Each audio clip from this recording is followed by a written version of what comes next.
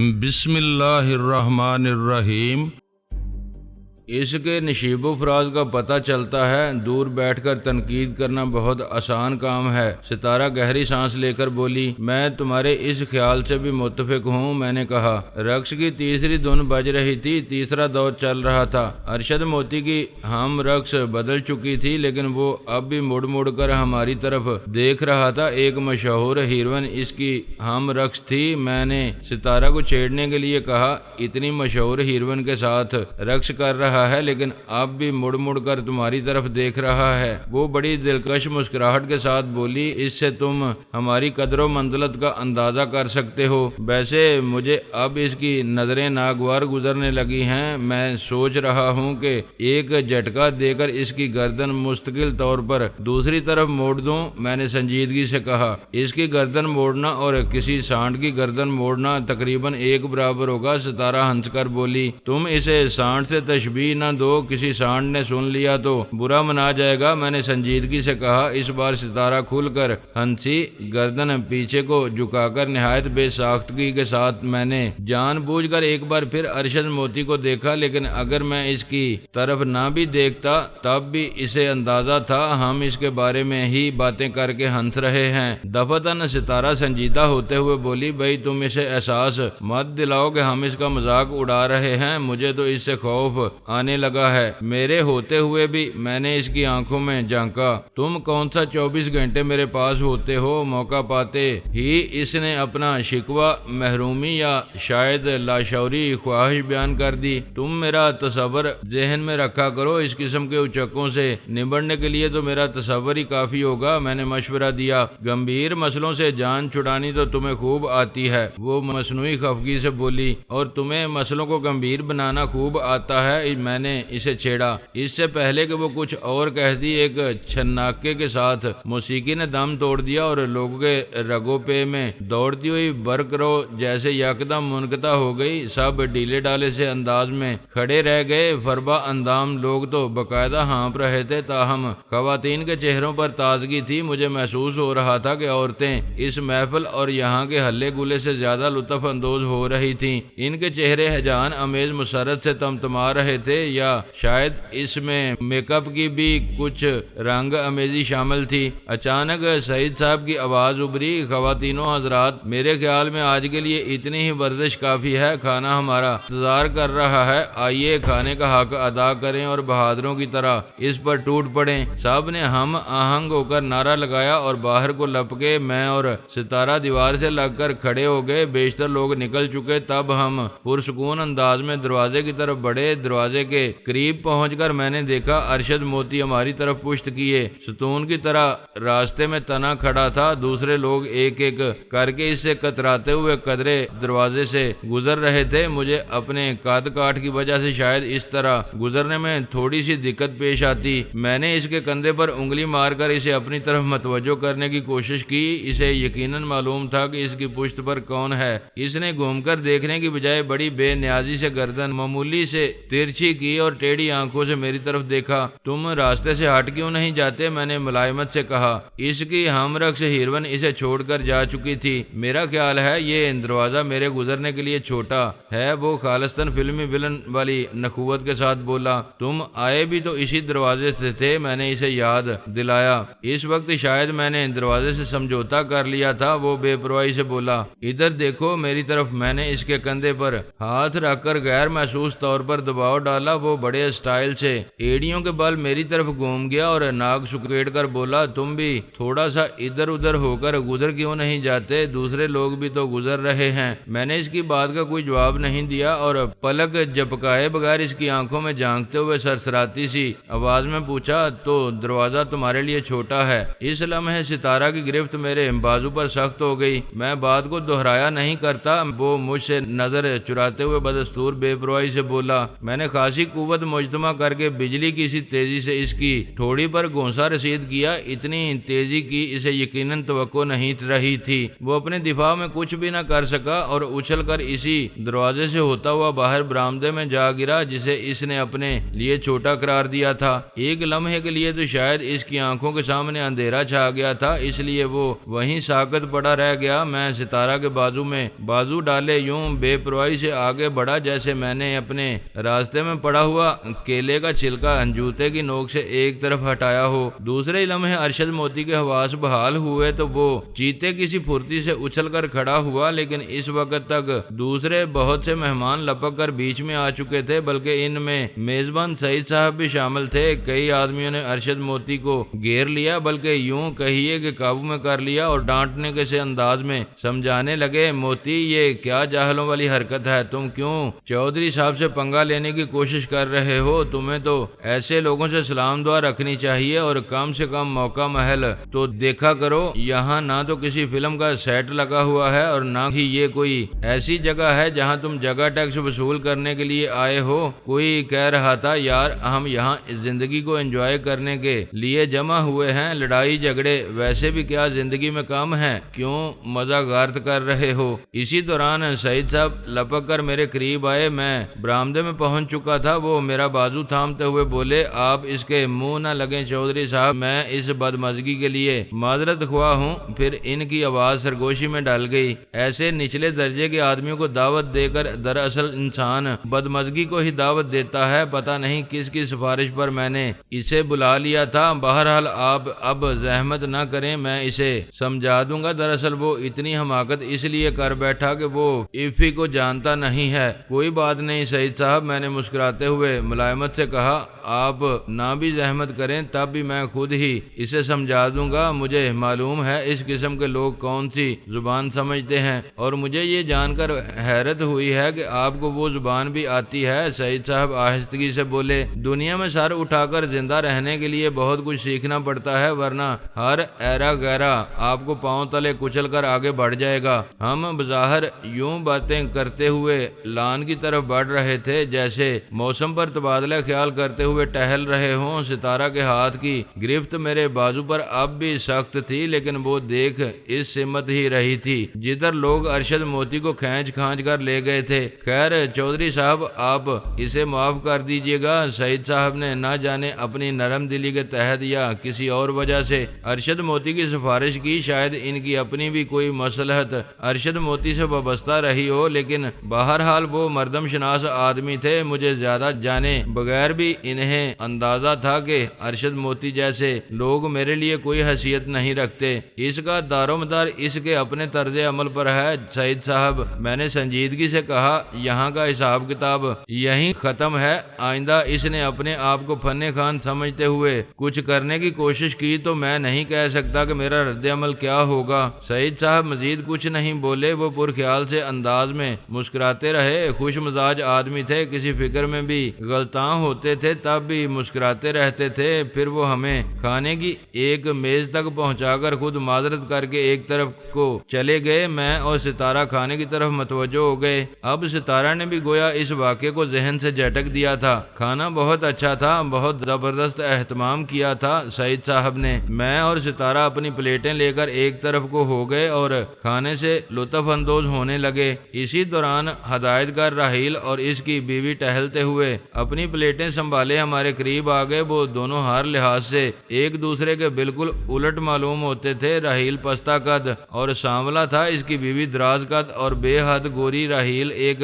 بے پناہ متحرک آدمی تھا، اس کی رگوں پہ میں گویا بجلیاں بھری ہوئی تھیں، لیکن اس کی بیوی اتنی ہی سکوت پسند معلوم ہوتی تھی۔ اسے اپنی جگہ سے جنبش بھی کرنا ہوتی تھی تو گویا خوب سوچ سمجھ کر کرتی تھی۔ جدھر بھی دیکھتی تھی ادھر اس کی نظر دیر تک ٹکی رہتی تھی، گردی کے اس کی حرکات و سکنات اور شخصیت میں بڑا ٹھہراؤ تھا۔ قابل ذکر بات یہ تھی کہ وہ میاں بیوی ایک دوسرے سے خواہ کتنے ہی مختلف نظر آتے تھے، لیکن انہیں دیکھ کر پھر بھی جانے کیوں فوری طور پر احساس ہوتا تھا کہ وہ ایک خوش و خرم جوڑا ہے۔ ایک دوسرے کے ساتھ ان کی زندگی خوب گزر رہی ہے۔ اپنی بیوی سے ہمارا تعارف کرانے کے بعد وہ کھانے اور گفتگو کا عمل بیاک وقت جاری رکھتے ہوئے بولا، کام تو آپ نے بہت اچھا کیا، یہ وہ گونسا تھا جو میں بہت دنوں سے ارشد موتی کے منہ پر رسید کرنا چاہتا تھا لیکن نہیں کر سکتا تھا، کیونکہ مجھے اپنا یہ مختصر سا وجود خاصا عزیز ہے۔ آپ کے اس اقدام پر میں کچھ خوش بھی ہوں اور کچھ متفکر بھی۔ مجھے کچھ نقصان کا اندیشہ محسوس ہونے لگا ہے، کہیں ارشد موتی ستارہ کے ساتھ کام کرنے سے انکار نہ کر دے، بڑا مسئلہ ہو جائے گا۔ فلم کی 3 ریلیں شوٹ ہو چکی ہیں، اس کو ایسی ناشکری کرنی تو نہیں چاہیے، میں نے ہموار لہجے میں کہا۔ ستارہ کے مقابلے میں وہ بہرحال ایک ٹٹ پونجیا ایکٹر ہے، کسی بھی وجہ سے اگر وہ ستارہ کے ساتھ کام کرنے سے انکار کرتا ہے تو اس میں توہین ستارہ کی ہے اور میں اسے اس کی اجازت نہیں دے سکتا، لیکن بالفرض اگر ایسا ہو گیا تو میں کیا کروں گا؟ رحیل گویا اپنی تشویش کو چھپانے کی کوشش کرتے ہوئے بولا۔ کرنا کیا ہے؟ میں نے بے پرواہی سے کہا۔ فوری طور پر اسے کٹ کر کے دوسرا ہیرو تلاش کر کے وہ 3 ریلیں ری شوٹ کر لیجئے گا۔ 3 ریلیں ری شوٹ کرنے کا تمام خرچہ میں دے دوں گا، اس کے علاوہ نئے ہیرو کی تلاش پر جو خرچ آئے گا وہ بھی میرے ذمہ ہوگا۔ اس سلسلے میں اگر بھرپور قسم کی پبلسٹی کی جائے کہ آپ کو کس قسم کے ہیرو کی ضرورت ہے اور بھاگ دوڑ پر بھی خرچ کیا جائے تو ضرور اس سے بھی اچھا ہیرو میسر آ سکتا ہے۔ اتنا بڑا ملک ہے ہمارا، ایک سے ایک بڑھ کر ہیرو پڑا ہے ہمارے ہاں، مسئلہ صرف اس تک پہنچنے کا ہے۔ اکثر اوقات وہ بیچارہ خود ہم تک نہیں پہنچ سکتا۔ تلاش آپ نے یقیناً پہلے بھی کی ہوگی مگر بھرپور وسائل کے ساتھ نہیں کی ہوگی۔ جی ہاں درست، راحیل نے تسلیم کیا۔ اشتہار تو ہم نے کوئی دیا ہی نہیں تھا، یوں ہی زبانی ایک دوسرے سے کہا تھا۔ چند ہیلتھ کلبوں، کسرت گاہوں اور اکھاڑوں وغیرہ سے رابطہ قائم کیا تھا۔ ہمارا فنانسر زیادہ رقم بھی خرچ کرنا نہیں چاہتا تھا۔ دوسرے اسے یہ اعتراض بھی تھا کہ اگر ہم نے پبلسٹی کی تو امیدواروں کی لائن لگ جائے گی اور انتخاب وغیرہ کے مرحلوں میں ہمارا بہت وقت ضائع ہوگا، فلم ابتدا ہی سے اوور بجٹ ہونی شروع ہو جائے گی۔ چلیے میں کسی غرض اور دلچسپی کے بغیر اس ضمن میں ہونے والا تمام خرچ اور 3 ریلوں کی ری شوٹنگ کے اخراجات تو اٹھانے کے لیے تیار ہوں۔ اس صورت میں میرا خیال ہے کہ آپ کے فنانسر کو کوئی اعتراض نہیں ہوگا کیونکہ اس کی حیثیت تو متاثر نہیں ہوگی۔ میں نے کہا بہت بہت شکریہ، آپ کی اس پیشکش نے مجھے حیران بھی کر دیا ہے اور میرا حوصلہ بھی بڑھا دیا ہے۔ راحیل قدرے مضطربانہ سے لہجے میں بولا۔ میں نے دولت والوں کو کبھی بغیر کسی خاص وجہ کی ایسی فراخ دلانہ پیشکشیں کرتے نہیں دیکھا، لیکن مجھے اندیشہ ہے کہ خواہش کے باوجود شاید میں اس پیشکش سے استفادہ نہ کر سکوں کیونکہ اس فلم کے سلسلے میں وقت کی کچھ زیادہ ہی اہمیت ہے۔ آپ نے سنا ہی ہوگا کہ میں نے اسے 3 ماہ میں مکمل کرنے کا اعلان کر رکھا ہے۔ اگر میں اپنے دعوے پر عمل درآمد میں کامیاب ہو گیا تو یہ پاکستان کی پہلی فلم ہوگی جو 3 ماہ میں مکمل ہوگی اور وہ بھی 50% سے زیادہ آؤٹ ڈور شوٹنگ کے ساتھ۔ ہاں یہ تو ستارہ نے مجھے بتایا تھا۔ میں نے کہا یہ دعویٰ کرنے میں گو کہ میرا ایک ریکارڈ قائم کرنے کا شوق بھی شامل ہے، لیکن اس سے زیادہ در حقیقت ایک مجبوری کا دخل ہے جس کا پس منظر میں پھر کبھی آپ کو بتاؤں گا۔ اس کے لہجے میں اضطراب برقرار تھا اور وہ کھانے میں شاید ذرا بھی دلچسپی نہیں لے رہا تھا، یوں ہی پلیٹ اور چمچے سے کھیل رہا تھا۔ کوئی بہت بڑی مجبوری ہے کیا؟ میں نے مسکراتے ہوئے اس کی بے چین آنکھوں میں جھانکا۔ ہاں مجھ جیسے ایک ہدایت کار کے لیے تو بہت بڑی مجبوری ہے۔ وہ طویل سانس لے کر بولا۔ آپ کو معلوم ہی ہوگا کہ اچھے بھلے کامیاب ہدایت کار جنہوں نے کبھی ذاتی فلم نہ بنائی ہو خوشحال تو ضرور ہو سکتے ہیں لیکن بہت زیادہ دولت مند لوگ نہیں ہوتے۔ ہمارا سب سے بڑا سرمایہ ہمارا نام ہی ہوتا ہے، ہم کسی زیادہ بڑے مالی نقصان کے متحمل نہیں ہو سکتے۔ ہاں مجھے کچھ اندازہ ہے، میں نے محتاط لہجے میں کہا۔ بس میں ایسی ہی ایک مجبوری میں پھنسا ہوا ہوں، میرے لیے وقت بہت قیمتی ہے، میں اس فلم کا ایک فٹ بھی ری شوٹ کرنے کا متحمل نہیں ہو سکتا۔ آپ ستارہ سے پوچھ سکتے ہیں کہ اس کی شوٹنگ کس طرح ہو رہی ہے۔ اس نے تائید طلب انداز میں ستارہ کی طرف دیکھا۔ ہاں ستارہ نظر اٹھاتے ہوئے مسکرائی۔ میں اتوار کی چھٹی کیا کرتی تھی لیکن بٹ صاحب نے کچھ اس طرح مجھے رام کیا کہ میں اپنی اتوار کی چھٹی بھی ان کی نظر کر رہی ہوں، حالانکہ فلم مجھے اتنی بے وقوفانہ لگ رہی ہے کہ شوٹنگ کے دوران اکثر مجھے ہنسی آتی رہتی ہے۔ بے وقوفانہ چیزوں کو پبلک آج کل زیادہ پسند کرتی ہے، راحیل بٹ نے سنجیدگی سے کہا، پھر میری طرف دیکھ کر گویا اصل موضوع پر آتے ہوئے بولا، تو اس سے آپ اندازہ لگا سکتے ہیں کہ وقت کی میرے لیے کیا اہمیت ہے۔ خیر میری دعا تو یہی ہے کہ آپ کے لیے کوئی مسئلہ سر ہی نہ اٹھائے۔ میں نے خلوص سے کہا بہرحال اگر کوئی ایسا مسئلہ درپیش ہو جس میں روپیہ کچھ کام آ سکتا ہو تو میں حاضر ہوں، اور اگر ارشد موتی کچھ زیادہ ہی پھیلے، آپ کو مسئلے کا کوئی حل نظر نہ آئے، تب بھی مجھے مطلع کر دیجئے گا۔ میرا خیال ہے میں اس کے انکار کو اقرار میں تبدیل کرانے کے سلسلے میں بھی کچھ نہ کچھ ضرور کر سکوں گا۔ رحیل بٹ پہلی مرتبہ بغور میری طرف دیکھتے ہوئے دھیمے لہجے میں بولا، ہاں مجھے اس کا بھی یقین ہے، مجھے بہت خوشی ہے کہ آپ سے میری شناسائی ہو گئی۔ اس کی بیوی بھی ایک ٹک میری طرف دیکھ رہی تھی۔ رحیل اس کا بازو تھامتے ہوئے بولا، آؤ بیگم، ادھر میزوں پر بڑی عمدہ قسم کی چیزیں ہمارا انتظار کر رہی ہیں، ذرا انہیں بھی ٹٹولیں۔ چودھری صاحب سے گفتگو کے بعد میری بھوک کچھ کھل گئی ہے، ورنہ میں تو بس یوں ہی کھانے کے ساتھ چھیڑ چھاڑ ہی کر رہا تھا۔ اس کی بیوی رخصت ہوتے وقت میری اور ستارہ کی طرف ایک نظر دیکھ کر بہت ہی دھیمے انداز میں مسکرائی۔ اس کی مسکراہٹ کچھ ایسی ہی تھی جیسے برف پوش چوٹیوں کے عقب سے سورج کی پہلی کرن نمودار ہوئی ہو مگر جلد ہی معدوم ہو گئی ہو۔ وہ میاں بیوی جا چکے تو ستارہ گہری سانس لے کر بولی، فلم کا بزنس انسان کو بڑے اعصابی تناؤ میں مبتلا رکھتا ہے، اس کی الجھنیں کہیں بھی متعلقہ لوگوں کا پیچھا نہیں چھوڑتی۔ اعصابی تناؤ ہر بزنس میں ہے، میں نے کہا، لیکن یہ آپ کے اعصاب پر منحصر ہے کہ آپ کتنا تناؤ برداشت کر سکتے ہیں، اور یہ آپ کے حوصلے کی بات ہے کہ آپ کتنے مطمئن نظر آ سکتے ہیں۔ ہاں یہ تو ہے، ستارہ نے تسلیم کیا، دراصل صاحب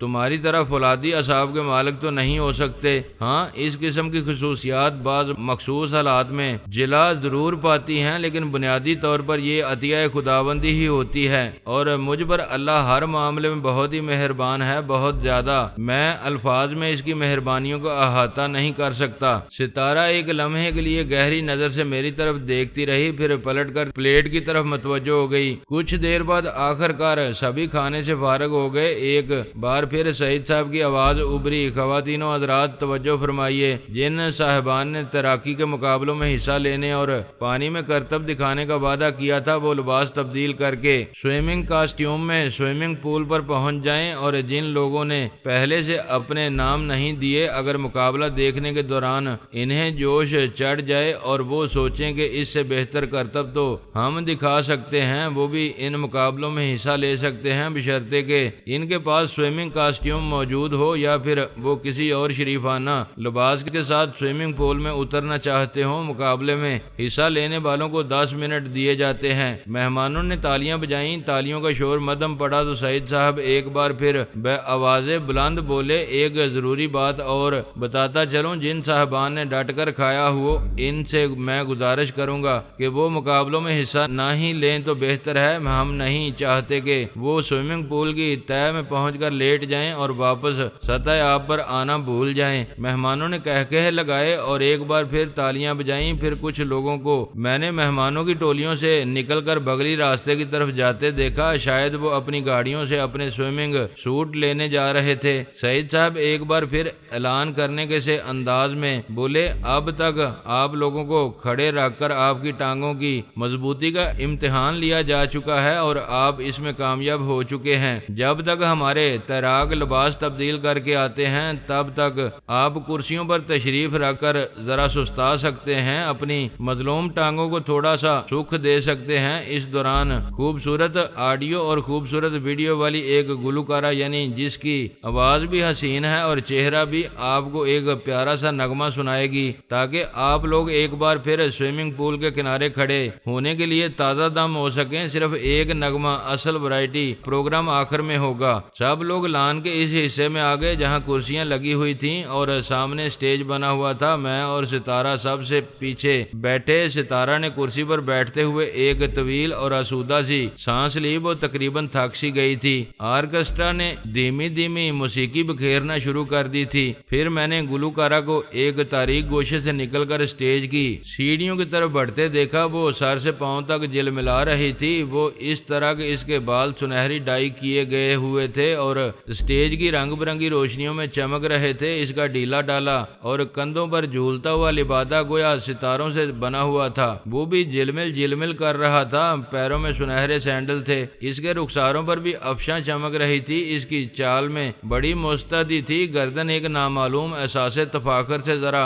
اوپر کو اٹھی ہوئی تھی۔ اس کی عمر زیادہ نہیں تھی، انداز مغرب کی اوپیرا سنگرز کا سا تھا، خاصی ماڈرن لڑکی معلوم ہوتی تھی، صورت بھی اچھی خاصی دلکش تھی، کم از کم اتنے فاصلے سے رنگ برنگی روشنیوں میں اور بڑی محنت سے کیے گئے میک اپ کے باعث تو دلکش ہی لگ رہی تھی۔ ویسے مجھے امید تھی کہ قریب سے دیکھنے پر بھی میری رائے زیادہ تبدیل نہیں ہوگی۔ اس کے سٹیج پر پہنچتے ہی موسیقی تیز ہو گئی، جس انداز سے اس نے جھک کر مائک سٹیج سے اٹھایا، اس سے یقیناً بہت سے دلوں کی دھڑکنیں بھی تیز ہو گئی ہوگی۔ پھر ایک لہریا سا لے کر بالوں کو جھٹکا دے کر ایک ہاتھ ہوا میں بلند کر کے اس نے جس طرح تان لگائی، اس سے مہمانوں کی سرگوشیوں کی بنبناہٹ بھی ختم ہو گئی، سب ہمتن گوش اور ہمتن چشم ہو گئے۔ لڑکی کا گانے کا انداز بھی مغربی تھا، اردو شاعری کو پاپ دھن پر گا رہی تھی، لیکن سر وغیرہ سے اتنی بے خبر بھی نہیں تھی جتنا کہ عام طور پر اس قسم کے سنگر ہوا کرتے ہیں۔ بلا شبہ اس نے سماں باندھ دیا۔ جب اسٹیج کی بتیاں گل ہوئیں اور وہ نظروں سے اوجھل ہوئی تو میں نے دوسرے مہمانوں کے ساتھ چند لمحوں کے لیے تالیاں بجاتے ہوئے ستارہ سے کہا، اچھا خاصا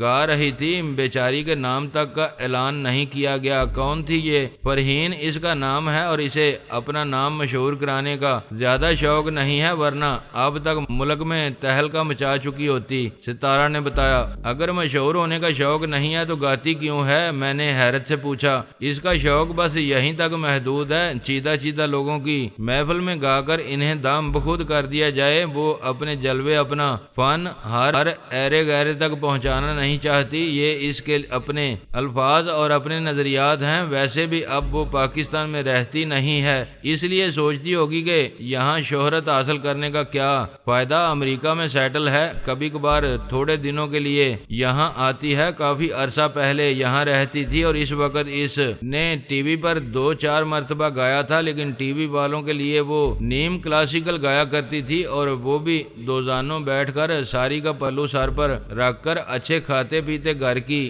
ہے۔ اس کی والدہ بھی شاید آج کی تقریب میں آئی ہوئی ہوگی۔ ستارہ نے یہ سب کچھ بتا کر ایک لمحے توقف کیا، پھر شریر سی نظروں سے میری طرف دیکھتے ہوئے بولی، اب میں تمہیں اس کے بارے میں سب سے اہم بات بھی بتا دوں۔ ضرور، میں نے خواہ مخواہ اشتیاق ظاہر کیا، وہ شادی شدہ ہے، اس کا شوہر امریکہ ہی میں رہتا ہے، ستارہ نے ڈرامائی لہجے میں کہا، اور میرے چہرے پر گویا کوئی رد عمل تلاش کرنے لگی۔ میں نے ہنستے ہوئے کہا، تم سمجھ رہی ہو کہ میں یکایک اس میں دلچسپی لینے لگا ہوں اور اس کے شادی شدہ ہونے کی اطلاع میرے لیے صدمے کا باعث ہوگی؟ ہاں، مجھے کچھ شبہ ہوا تھا، اس نے اعتراف کیا۔ تمہیں اب تک اندازہ نہیں ہوا کہ میں یکایک دلچسپی لینے والوں میں سے نہیں ہوں؟ میرے ہاں لمحاتی اور وقتی دلچسپی کا تصور ہی نہیں ہے، میرے ہاں تو اچھا خاصا گہرا تعلق خاطر ہوتا ہے، جس کا بیج دل کی زمین سے پھوٹتا ہے اور دھیرے دھیرے تناور درخت بنتا ہے، وہ بھی اگر موسم سازگار رہیں تب۔ میں نے مسکراتے ہوئے کہا، ہاں مجھے اندازہ ہے، لیکن مرد کا کوئی بھروسہ نہیں ہوتا نا۔ وہ ہچکچاہٹ آمیز لہجے میں بولی، اگر تم کسی اور طرف میری نظر اٹھتے ہوئے دیکھتی ہو تو کیا واقعی حسد محسوس کرنے لگتی ہو؟ میں نے سنجیدگی سے پوچھا۔